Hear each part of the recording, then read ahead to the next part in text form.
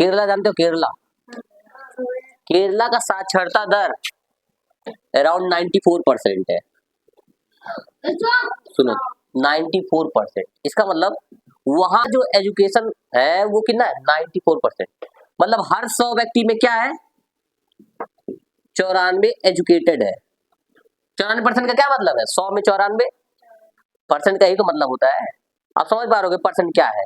तो ये है 94% केरला का साक्षरता दर, या फिर कह दो कि 100 पे कितने व्यक्ति शिक्षित है।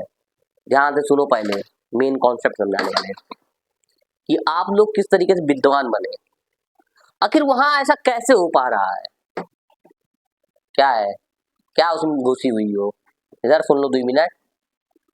तो ये 94 कैसे हो गया, जबकि उत्तर प्रदेश का शायद 60 के या 70 के आसपास होगा, मुझे इसका एग्जैक्ट नहीं पता है, 60% या 70%। वो भी सिर्फ और सिर्फ कॉपी या फिर बुक्स में है। एक्चुअल में ऐसा नहीं है। एक्चुअल में जो उत्तर प्रदेश का होगा वो 40% होगा साक्षरता दर। ठीक है, ये इतना आगे क्यों है केरल? केरल, ये देखो केरल, नीचे देखो, ये क्या है? केरल। ये बहुत शिक्षित प्रदेश है। कैसा है? शिक्षा के मामले सबसे आगे कौन है? केरल है। उसका रीजन समझो। सुनो, मान लीजिए आप लोगों ने एक बहुत बड़ा वो देखा होगा, एक टीवी सीरियल टाइप का आता है, मूवी है द जंगल बुक। शायद इस नाम से आप लोग ना जानते हो, शायद इस नाम से आप ना जानते हो, लेकिन आप लोग उसका एक कैरेक्टर जानते होंगे, मोगली। देखा है ना? जो कैरेक्टर उसका मोगली, देखी हो? मोगली। मोगली एक्चुअली में कौन है? मोगली कौन है? मोगली कौन था? इंसान था ना? इंसान था कि नहीं? इंसान था। देखे हो? इस बुक के जो लेखक है वो रुडयार्ड किपलिंग, उनका नाम है रुडयार्ड किपलिंग। छोड़ो, सब बात की बात है। मैं बेसिकली क्या बताना चाहता हूँ उसको समझना बात को, कि जो बच्चा था, आदमी का बच्चा था, उसको जंगल में भेजा गया, उसकी सारी हरकतें कैसे जैसे हो गई? जानवरों की जैसी हो गई। सारी हरकतें किसकी जैसी हो गई? जानवरों की जैसी हो गई। इसका मतलब अगर यहाँ पर बहुत सारे भेड़ बकरियां थी, शेर था, और यहाँ पर एक मनुष्य का बच्चा गया, वो भी किनके जैसा हो गया? इनके जैसा हो गया। ऐसा समझ सकते हो। वो भी क्या हो गया? भेड़ बकरी बन गया। बन गया कि नहीं? मतलब उनका उसके अंदर स्वभाव क्या आ गया? जानवरों का आ गया।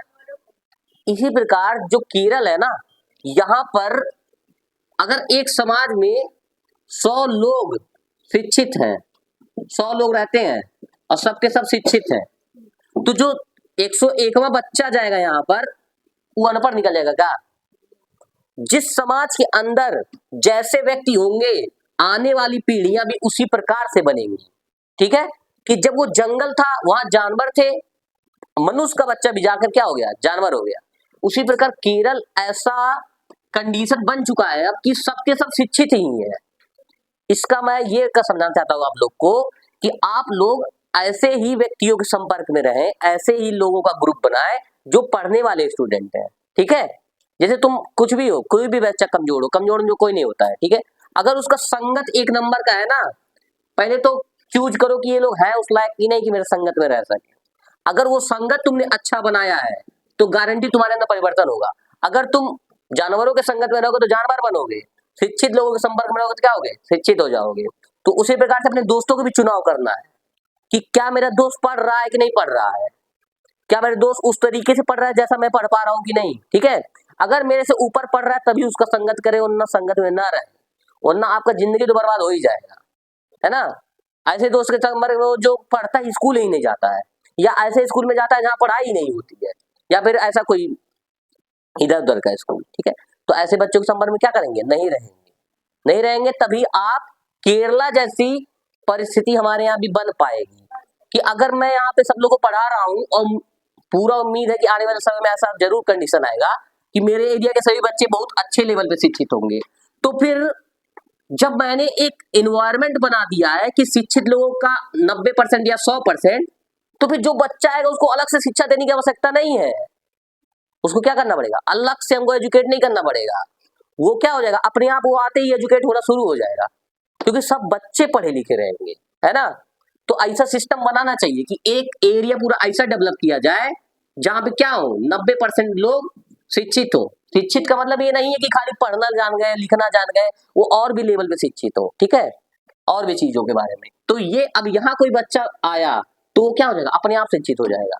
इसी नाते बड़े बड़े शहरों में जैसे इलाहाबाद या फिर दिल्ली उल्ली में लोग तैयारी करने जाते हैं, रीजन क्योंकि वहां पे लोग पहले से ऐसा माहौल बना हुआ है कि सब बच्चे पढ़ने वाले ही हैं, समझ पा रहे हो। तो अपने यहाँ भी यही सब करेंगे आप लोग, ठीक है, ऐसे बच्चों के संपर्क में नहीं रहेंगे। बच्चे का सबकी गलती नहीं होती है, बच्चों की गलती नहीं होती है, वो तो उनका उनका भी माहौल खराब है। जैसे एक बच्चा यहाँ पे है जहाँ 100% बच्चे शिक्षित है, यहाँ पैदा हुआ है, एक बच्चा यहाँ पर है जहाँ 10% लोग शिक्षित है, तो यहाँ जो पैदा हुआ है, यहाँ जो पैदा हुआ है, कौन अधिक शिक्षित रहेगा, 100% शिक्षित रहेगा। तो इसका गलती नहीं है, इसका गलती थोड़ा ना है कि यहाँ पे बेचारा पैदा हो गया, शिक्षित ही नहीं हो पाया, ठीक है। तो इसके संपर्क में आएंगे तो आप भी ऐसे हो जाएंगे, और इन लोग के संपर्क में रहेंगे तो ऐसे बच्चे ढूंढेंगे आप कहाँ, ढूंढना कहीं नहीं है, अपने क्लासरूम में ढूंढिए, ठीक है, क्लासरूम के अंदर ढूंढिए। जैसे यहाँ पे जो बच्चे नहीं पढ़ रहे हैं, मेरे यहाँ तो जो नहीं पढ़ता है वो ऐसे ही भाग जाता है, उसे भगा देते हैं, जन्म करते हो। जिनका मन नहीं है पढ़ने, मेरा नहीं पढ़ पाएंगे, गारंटी बता रहे हैं। जिनको पढ़ना है सिर्फ वही टिकेगा, बाकी नहीं टिकेगा कोई, क्योंकि रोज पढ़ना रहता है, जान ही रहे हो, ठीक है। तो चलिए होमवर्क नोट करिए। ये बात समझ में ना, केरला क्या है, सबसे अधिक शिक्षित राज्य है, कौन, केरला। उसका एक बहुत बड़ा रीजन है कि उसने क्रिएट कर लिया एनवायरनमेंट, ऐसा क्या है, एनवायरनमेंट ही ऐसा क्रिएट कर लिया वहां पर।